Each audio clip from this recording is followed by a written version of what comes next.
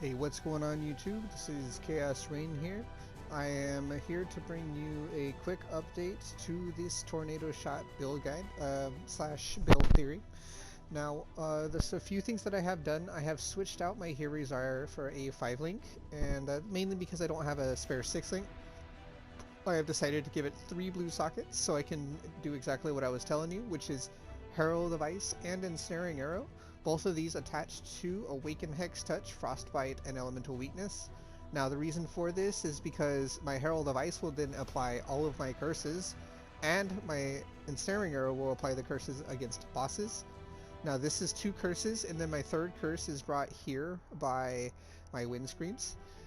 And my 3rd curse is, or mark, is a sniper's mark. And my helmet, I have Blood Rage, Sniper's Mark, Hydrosphere, and Enhance. Obviously, I haven't finished leveling up my Hydrosphere. It doesn't even have quality on it right now. I have changed out my gloves for Frame Sorrow instead of using, instead of using the standard, 50% convert unique gloves. I am using Frame Sorrows. I have changed a couple of my multi-jewels and a couple of my tree, a couple of nodes in my tree. First and foremost, I picked up these 3 nodes, so I had a 100% chance to hit. I did this because my my precision is only like 15 or so. I can probably push it to 16 or 17, but my chance to hit now with these nodes is 100%, and it gives me a total of 13 attack speed, which is really strong for me. Then I went down here and I switched my 7 passive voices for a 5 passive, being the next possible upgrade. And I have 1 node unspec'd here. Obviously I don't have the levels to get it right now. However, I'm 93 and that's not hard to get that next level. I can do breaches or whatever. And my jewel changes, instead of the multi-jewels, I have placed 1 jewel here. And then I placed this jewel here, which is very, very strong for any kind of skill you're going to spam, giving you the ability to shoot Tornado Shot a lot, even when you don't have a lot of mana. Then I went up here, took these stealth nodes, and took the Wind Dancer node. This way I have a little bit more survivability and a lot more survivability, a little bit more health in my pool. And I unspec'd these 2 nodes here and unspec'd these 2 extra nodes here, just so I could kind of round off things. Now another thing I did is I changed my resistances around a little bit. Don't know how I did it, but somehow I got exactly this setup, which is cold being the best and fire and lightning being the worst, and they're the same, which means my Wise Oak is now as the best it can be, pretty much. I am 50 plus the, I think, 45 converted. 40, I'm 90% converted to cold right now. And I still have unfully leveled gems in my setup. So, without further ado, I'm going to do a quick map setup. Let me just alk it real quick. I got some of these. That's fine. And since we're doing Syndicate, actually, we're just gonna do regular, because Syndicate will make it last a little longer.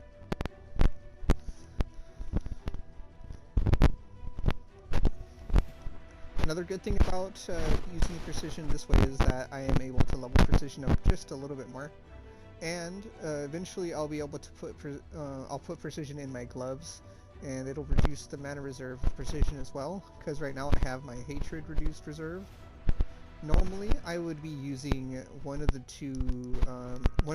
two Fury's Truths, so I can just use a level 20 precision no matter what. But this time around I'm using the Pandemonious. As you can see, I'm just basically... Ooh, okay, that's interesting.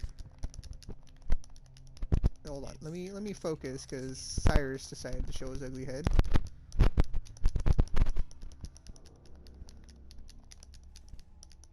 Alright.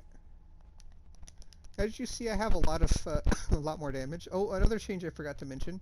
I'm actually using an alt quality tornado shot with attack speed. So all this damage you're seeing is level 1 tornado shot going up. Now it's going up to level 4. And I'm still able to clear rares really easily. I'm killing literally anything I see. Excuse me.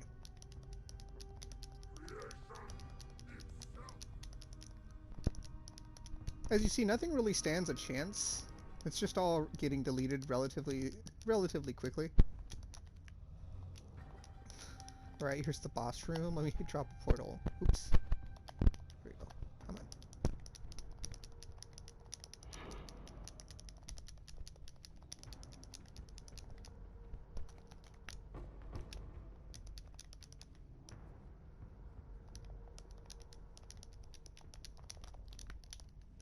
And here's the boss. And the boss is dead. My mana is gone.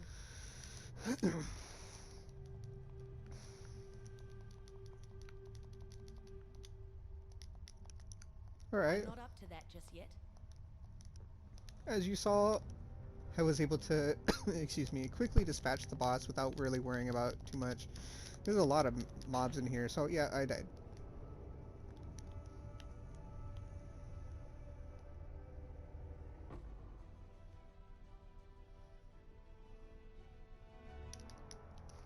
So with the tornado shot roughly level 5, I was literally able to kill that boss without any issue.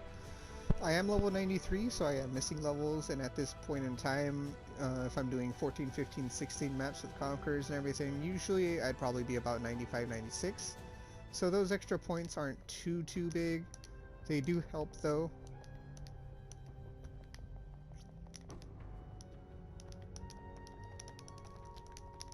See if I can dash by everything. Yeah, I can. I don't have another alt quality dash. I have my alt quality dashes on my ice shots, and I don't feel like changing them over and over, so... Ooh, yep, I shouldn't have stand there.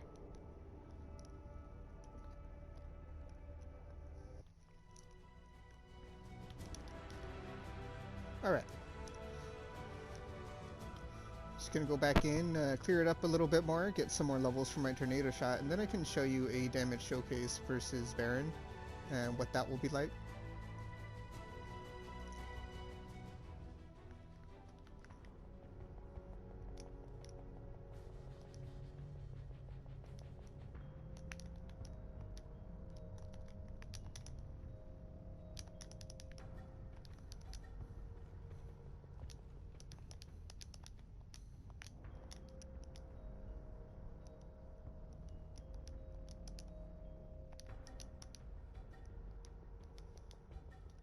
Now obviously, if I'm looking at infinite budget or looking at making bigger changes, I could use a double Watcher's Eye, which would be Hatred Convert, comboed with Hatred Crit or Hatred Damage. You don't really need the crit, it's just kind of... I gotta be careful. It just kind of helps you finish clearing things out. I like Hatred Crit on pretty much any build just because I like the fact that I crit so often. And when you have like Hiri's Demise with Tamings, it's like it's super synergistic with itself. The leader arrives and lays plans to paint the land red with your blood. Yeah, I don't care. And as you see, we're really just making easy work of all of these enemies. Rares are 1 to 2 shots. If I get a crit off, they're dead. My clusters can be changed a little more. Ideally, what you want to do with your clusters is you're going to want to get the crit chance double damage. And you're going to want to get that because every single arrow will have a chance to hit the enemy. And every single arrow will have a chance to deal that double damage. Which, you know, one arrow by itself isn't a whole lot. But when you count how many arrows you shoot with Tornado Shot, that double damage adds up extremely quickly and makes it very hard to pass up. Oh, yep, I got killed by Cyrus. Alright. I think my my Tornado Shot's leveled up enough to kind of show the damage. As you saw, I was fighting that map with a level 1 Tornado Shot. It is now level 8. Now, it's not a huge difference between level 1 and level 8.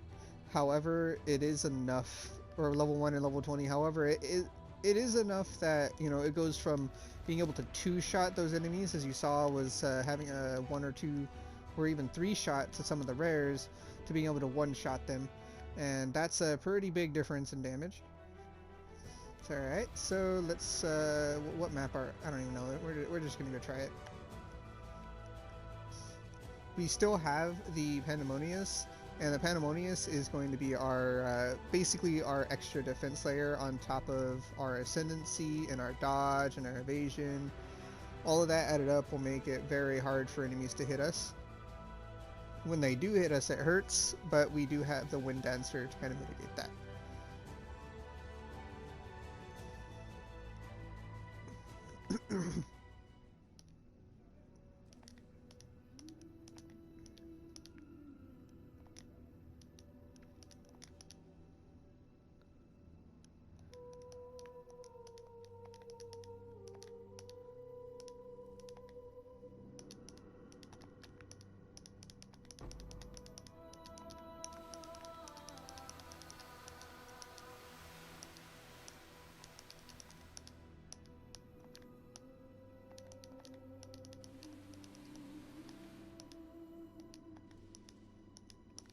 As you see, I'm having no issue clearing.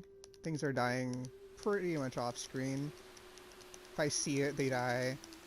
If the arrows, you know, chain or bounce to them, they die.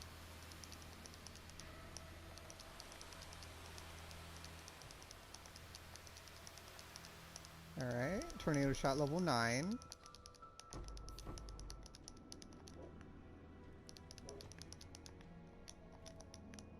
Now, another good thing, obviously, about being a tornado shot build is that our clear is innately strong. All we really have to focus on from there is our single target. Now, our single target is a huge basic change, you know, from being able to just to clear to being able to murder anything with a single target. And as you see, we're just essentially able to mop the floor with almost everything. There's a couple rares that maybe last an extra hit, but if you get one buff with your inspired learnings, that's over. You don't have to worry about them. I'm not up to that just yet. Our Hydrosphere isn't even leveled.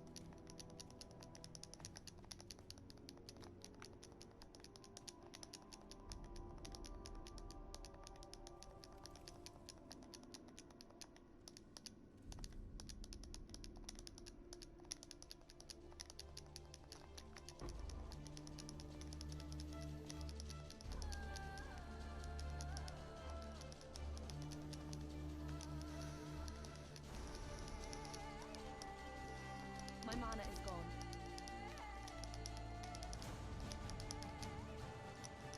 Now, I think I've said this before, but a lot of our single target damage is carried by Hydrosphere.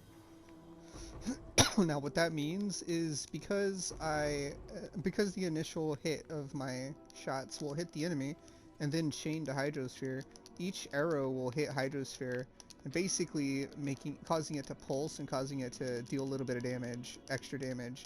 And then it can also chain, I believe, back to the the enemy, and that's why you see such big differences in damage whenever the Hydrosphere is on an enemy and not on the enemy. Let me show you an example. I'm gonna probably have to curse him. Yeah, there we go.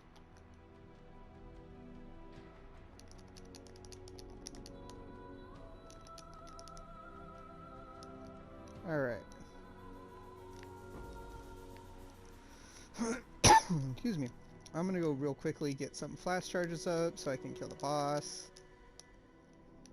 I'm unsure how I'm gonna do versus Baron using a level 9 or 10 or whatever tornado shot, but let's give it a shot. I shall cast you into a pit of infinite torches.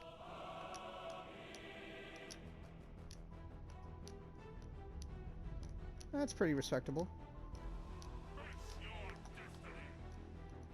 And we actually have point blank, so we can just do this.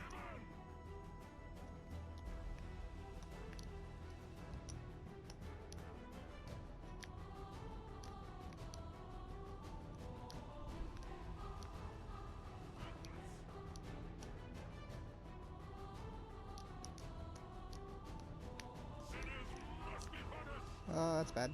Oh, looks like I dodged it.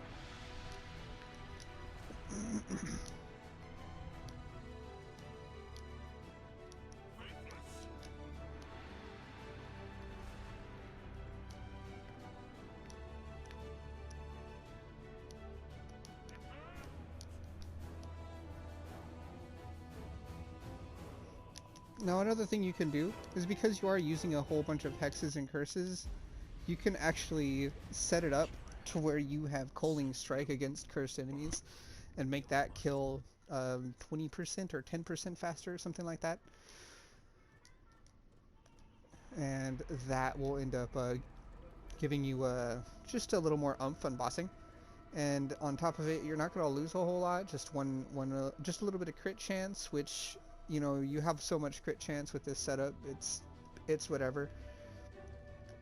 Now I did do that with a level 10 tornado shot, and on top of the level 10 tornado shot, we were using a no quality level 16 hydrosphere, and let's see, we have quality on that, and a no quality level 12 ensnaring.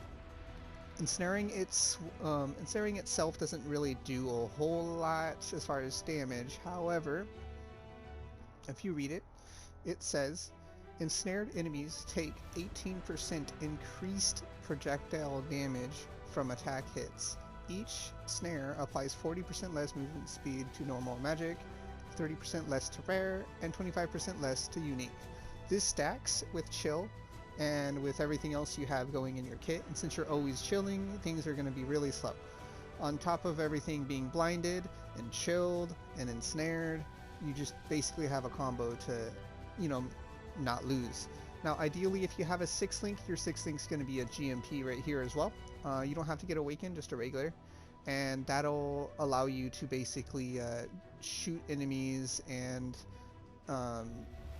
shoot enemies in a wider range. You could do Mirage Archer, but you already have a Mirage Archer in your single/multi-target, so you don't really need it. Now, scaling this damage further, I would say the easiest way would probably getting a Void Fletcher and getting damage rings instead. And the reason I would say switching the rings is because you would have to basically, unless you can find a way to apply 1 point of lightning and 1 point of fire damage some way, somehow. You could switch your bow to something like a Chin Soul and lose 2 arrows and a lot of crit multi. Or you could maybe do, what is the other bow? The bow that converts to a random element. Either way, you could do one of those two, and they would be pretty decent, but basically what we're doing here is just full converting phase to cold, stacking a bunch of flat cold, and killing things by combining different mechanics together. On top of our Hydrosphere doing extra damage for us and our ensnaring arrow with the hex touch and everything, Sniper's Mark is also a really huge thing. At total, it says cursed enemies take 46% increased damage from projectile hits. If you add that with the ensnaring, that ends up being 50. This is at level 12 as well. It goes up. This ends up being basically 70-80% increased projectile damage they take, and they end up having.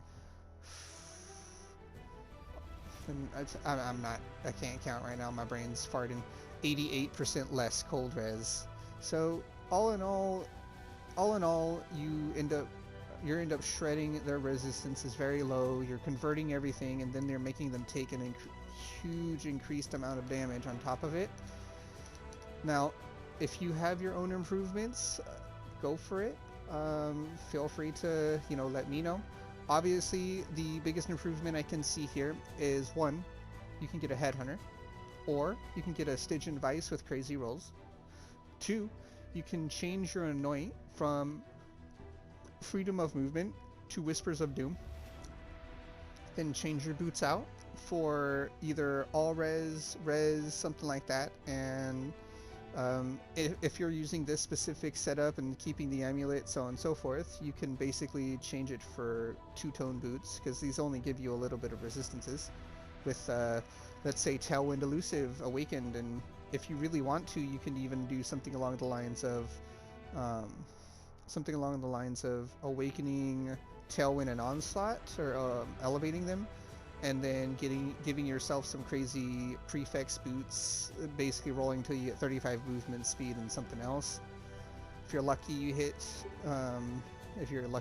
elusive, but if you're not, whatever. That's basically it. If you guys have any questions, if you have any suggestions even, or anything like that, please feel free to like, comment, subscribe, and even more so, give me a heads up on your tornado shot build. I'd love to see it.